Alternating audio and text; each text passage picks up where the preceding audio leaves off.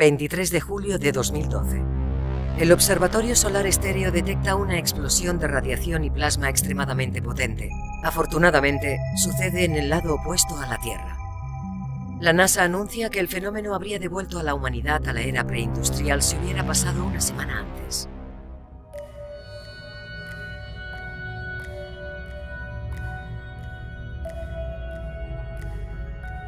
Esta es la crónica de un posible futuro de la humanidad basado en datos reales y testimonios de expertos internacionales.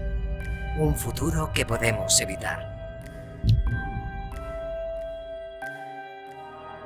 Un periodo de alta actividad solar de 11 años llega a su fin. Los observatorios solares en órbita y las estaciones terrestres captan una nueva mancha solar en su zona ecuatorial. El Centro de Predicción de Clima Solar de la Administración Nacional Oceánica y Atmosférica de los Estados Unidos, el NOAA, sigue la evolución de la mancha mientras la estrella gira sobre su eje.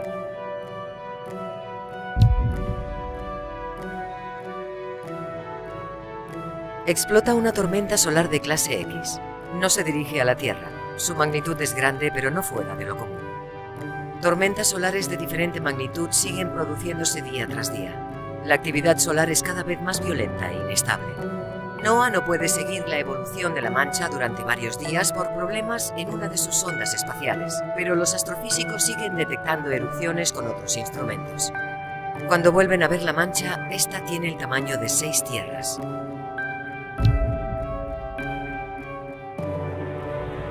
Un gran bucle de plasma comienza a crecer en su superficie. Los modelos de predicción de inteligencia artificial confirman que una tormenta solar de clase X se desatará en las próximas horas en dirección a la Tierra. No pueden establecer su potencia con seguridad, pero temen que será peligrosa.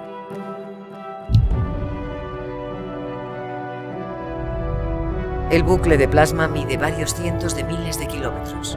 Es el más grande jamás observado. En estos momentos está apuntando casi directamente a la Tierra. Los científicos dan la alarma. Los datos indican que la tormenta puede ser más grande que la observada en 2012, superando en potencia el evento Carrington de 1859. Puede ser un evento Miyake, un fenómeno que solo pasa cada 10.000 años.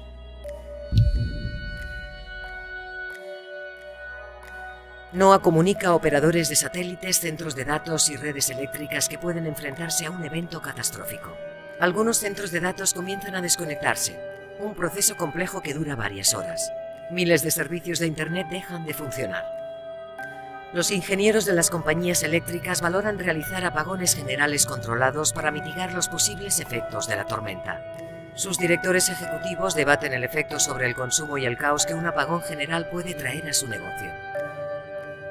Ni la Casa Blanca ni la Unión Europea toman la decisión de ordenar un apagón generalizado. Tampoco existe ningún mecanismo establecido para ejecutar una orden así. El aviso del NOAA es recogido por agencias de noticias y algunas páginas web especializadas. Los grandes medios lo relegan a sus páginas de ciencia.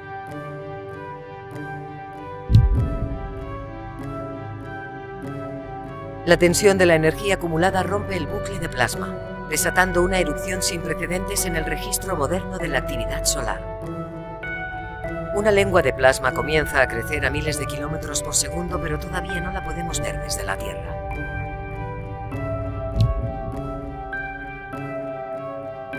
Observatorios espaciales y terrestres detectan la supererupción como un flash de una intensidad nunca vista. La emisión masiva de rayos X y gamma empuja la gran masa de protones del viento solar, acelerándolo.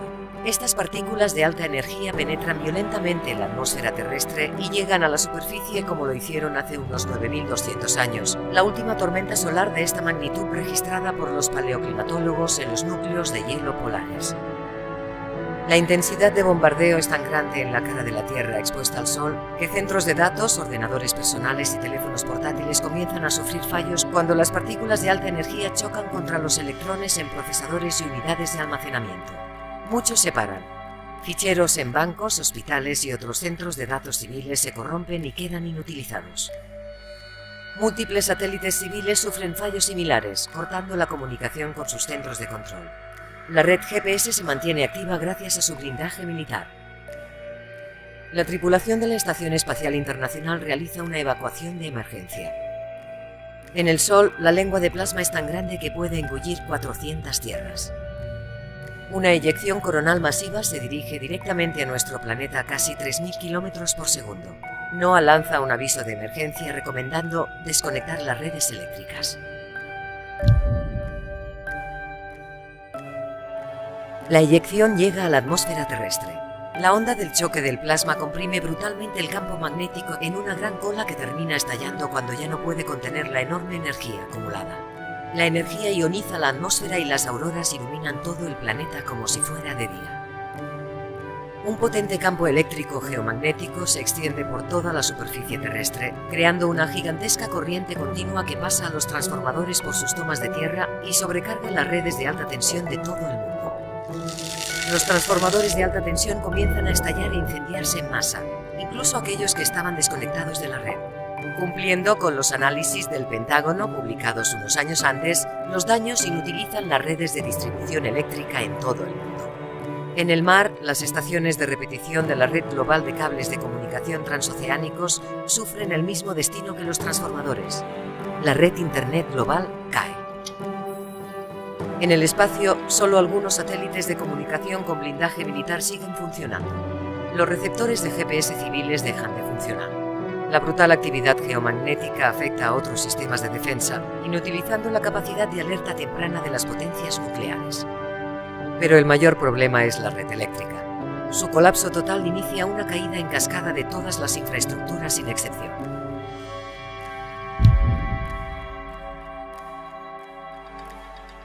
Varios accidentes aéreos se suceden por todo el globo. Muchos aviones en vuelo sufren daños en sus sistemas electrónicos, perdiendo sistemas de navegación y comunicación. Los principales centros de control aéreo, sistemas de aterrizaje y radares siguen funcionando gracias a generadores de emergencia diésel. Pocos aviones pueden utilizarlos. Los hospitales que cuentan con sistemas de emergencia llevan ya varios minutos operando exclusivamente con generadores. Otros dejan de funcionar porque sus generadores han quedado inutilizados por la tormenta. Miles de quirófanos tienen que cancelar operaciones y muchas neveras con reservas de plasma sanguíneo o medicamentos dejan de funcionar.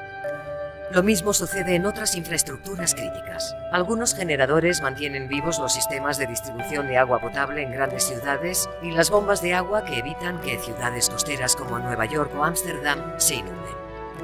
Las redes de comunicaciones, incluyendo las torres de telefonía y los proveedores de Internet por cable, dejan de funcionar.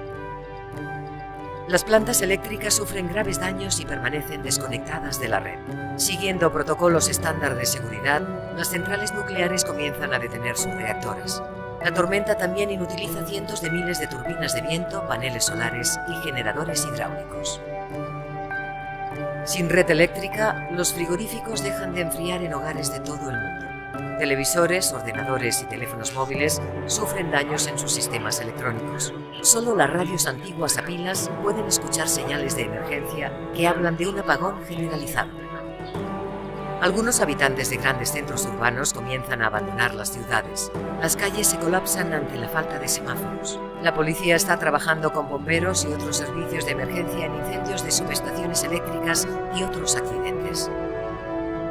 En estos momentos, la mayoría de las personas asiste al evento con una mezcla de estupefacción, temor contenido y fascinación. En el cielo, las auroras siguen siendo espectaculares mientras el plasma solar continúa llegando a la Tierra.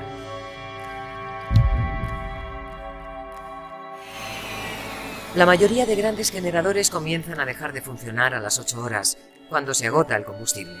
Los proveedores no pueden seguir facilitando carburante porque no hay electricidad para usar las bombas de los depósitos. Uno a uno, hospitales de todo el mundo se quedan sin electricidad.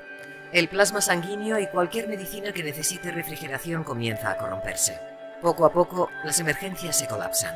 No se pueden usar los quirófanos y los sistemas electrónicos vitales en unidades de cuidados intensivos dejan de funcionar. Cientos de miles de personas en estado crítico o con respiración asistida mueren en todo el mundo.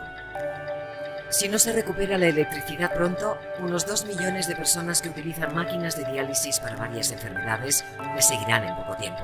El personal de emergencia ya no puede usar desfibriladores para resucitación cardíaca ni usar ningún otro instrumento eléctrico.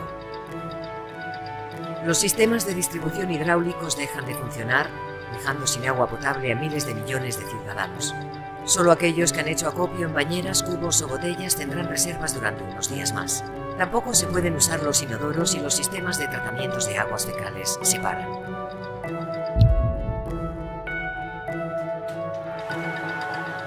Cunde el pánico en las ciudades de todo el planeta. Los gobiernos locales se comunican utilizando sistemas de megafonía y realizando llamamientos a la calma. Los frigoríficos llevan más de un día apagados y los alimentos frescos se pudren en zonas cálidas y templadas. Millones de personas se lanzan a los supermercados a hacer acopio de comida seca o enlatada. Con todos los sistemas electrónicos inutilizados, las cajas registradoras y las terminales de tarjetas no funcionan. La única forma de pago es el dinero en metálico. Comienzan los robos y saqueos. A gran escala, la mayoría de los sistemas para la distribución industrial de alimentos llevan horas inutilizados. Millones de toneladas de verduras, fruta, leche, pescado y carne se pudren en cámaras frigoríficas y almacenes sin distribución posible. Todas las rutas de transporte internacionales han sido clausuradas.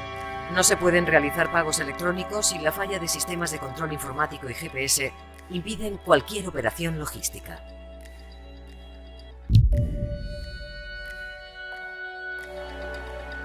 Las compañías eléctricas de todo el mundo intentan restablecer el suministro, pero la gran mayoría de los grandes transformadores no se pueden arreglar. Hacen falta nuevas unidades. Antes de la erupción, el tiempo de espera desde la realización de un pedido de un transformador de alta tensión hasta su entrega era de unos 2 años. Ahora es imposible obtener uno. Muchas de las fábricas están en China, que han cerrado sus fronteras y declarado la ley marcial. Otros países productores hacen lo mismo. Las estimaciones de los expertos es que en el mejor de los casos puede pasar más de una década antes de que las redes comiencen a recuperarse.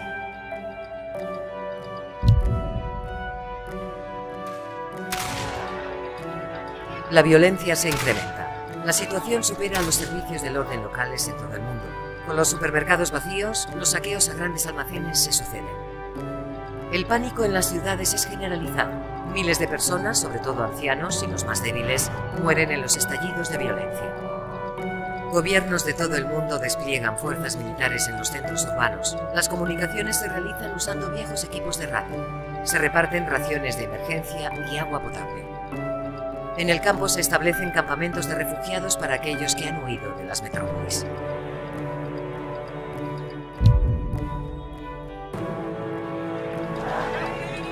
La escalada de violencia continúa sin control. La anarquía reina en las zonas urbanas. Los grandes hospitales están colapsados. El flujo de personas que escapa de las ciudades a las zonas rurales se dispara. Sin información sobre el colapso a largo plazo, otros muchos se mantienen en sus casas esperando inútilmente a que la solución llegue pronto. En las zonas rurales, la situación es mejor. En los núcleos más pequeños, donde las personas cuentan con medios de producción propia, el impacto del apagón generalizado es menor que en las ciudades. La vida se detiene y se vuelve a un ritmo preindustrial. Es una paz relativa que no durará demasiado. La migración masiva desde las urbes dará lugar a múltiples conflictos en las próximas semanas y meses. En solo 3 días, la caída de la red energética mundial ha hecho caer a la civilización industrial y la era de la información. En el cielo ya no se ven las auroras.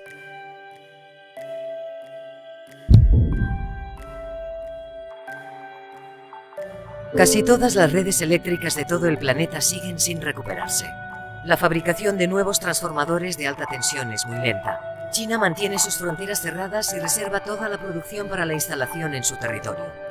Las eléctricas estadounidenses, ahora bajo control gubernamental, han podido instalar algunas unidades de reserva, pero las grandes ciudades como Nueva York o Los Ángeles permanecen oscuras y abandonadas como la mayoría de las metrópolis a escala mundial.